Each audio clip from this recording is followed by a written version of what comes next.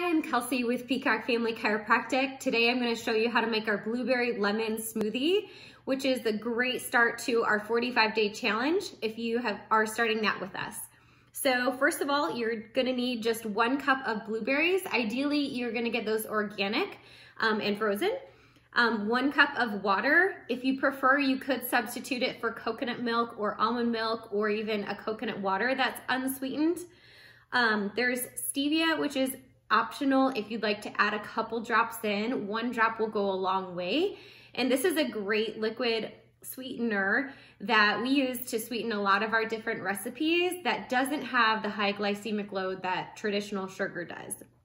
And then just a little bit of lemon. So even 1/8 of a teaspoon is sufficient. I'm gonna do more of 1/4 teaspoon or 1/4 tablespoon.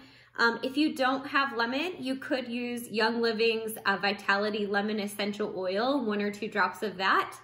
And then a good quality protein. So we're using the MaxLiving bone broth protein today. And that is sourced from grass-fed cows. And so it's really light and fluffy and very flavorful. We really enjoy this. This is our favorite protein by far. Okay, all right, here we go.